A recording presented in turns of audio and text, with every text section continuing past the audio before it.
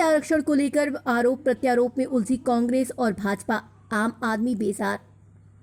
निकाय चुनाव में ओबीसी आरक्षण खत्म किए जाने के कोर्ट के आदेश के बाद शुक्रवार को यहां के सर्किट हाउस में कांग्रेस और भारतीय जनता पार्टी ने प्रेस कॉन्फ्रेंस की। इस दौरान दोनों दलों ने एक दूसरे की नीयत पर सवाल उठाते हुए आरोप प्रत्यारोप लगाया। एक ओर जहां कांग्रेसी ने कहा कि भाजपा ओबीसी की हिमायती नहीं है, वहीं दूसरी ओर भारतीय जनता पार्टी ने ओबीसी को मिलने वाले आरक्षण व्यवस्था का विरोध बताया। दोनों दलों ने यह भी दावा किया कि ये चुनाव में 27% से ज्यादा ओबीसी आरक्षण मुहैया कराएंगे। दोनों दलों ने यह भी कहा कि जनता ओबीसी आरक्षण के खिलाफत करने वालों को जवाब देगी। सांसद गणेश सिंह ने कहा कि भाजपा शीघ्र चुनाव करना चाहती है तथा इसके लिए पहले भी कई बार प्रयास किए गए हैं। भाजपा यह भी चाहती है कि चुनाव पिछड़े वर्ग के आरक्षण के साथ हो। शीघ्र चुनाव कराए जाने एवं अन्य पिछड़ा वर्ग आरक्षण के साथ कराए जाने पुरजोर प्रयास भाजपा सरकार के द्वारा किया जा रहा है।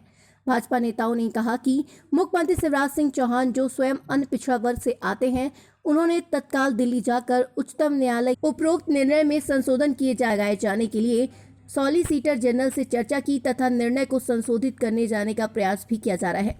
अभ्यर्थियों को 27% आरक्षण का लाभ नहीं मिलने दिया, अतः चुनाव नए परिसीमन के अनुसार कराए जाना आवश्यक है। भाजपा नेताओं ने मांग उठाई है कि कांग्रेस सरकार द्वारा पूर्व में किए गए त्रुटिपूर्ण परिसीमन को निरस्त करते हुए यथास्थिति बनाई।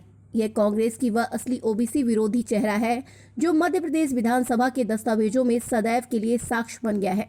यह सर्वमान्य तथ्य है कि कमलनाथ ने अपनी सरकार के रहते पिछड़ा वर्ग के अभ्यर्थियों को 27% आरक्षण का लाभ नहीं मिलने दिया, जबकि मुख्यमंत्री शिवराज सिंह ने 1 महीने के भीतर यह भी संभव कर दिखाया था। केंद्र राज्य की भाजपा सरकार ओबीसी आरक्षण के लिए प्रतिबद्ध है।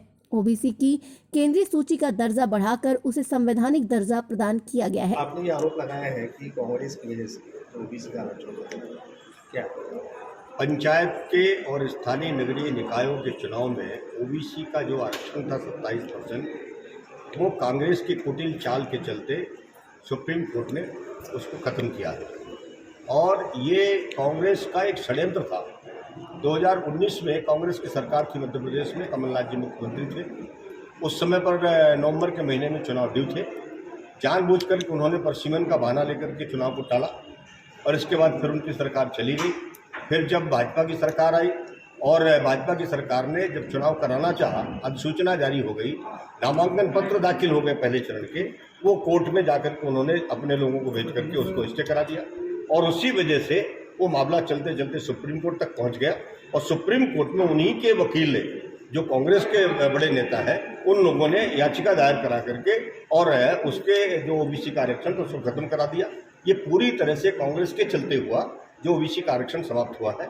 लेकिन भारतीय जनता पार्टी ने समय समय पर इस बात को कहा है कि ये जो उनकी कुटिल चाल है, इसका हम पर्दाफाश करेंगे और हम ओबीसी का पूरा हक देने का काम करेंगे। लगातार हम सुप्रीम कोर्ट में पुनर्विचार याचिका में गए, हाई कोर्ट में गए, ट्रिपल टेस्ट भी किया, सब कुछ किया, लेकिन इसके बावजूद भी एक सफलता नहीं मिली।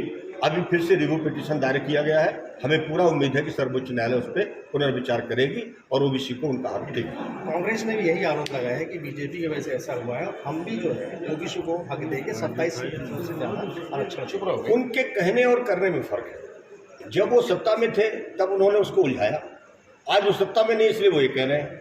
लेकिन हम सत्ता में हैं, हम अपने पूरी तरह से हमने वचनबद्धता निभाई। हमने विधानसभा में संकल्प पारित किया, हमने सर्वोच्च हाई कोर्ट में जाकर के अपना पूरा पक्ष रखा मजबूती के साथ। फिर सुप्रीम कोर्ट में हमने बड़े से बड़े वकीलों को खड़ा किया और उनके माध्यम से हमने पैरवी कराई।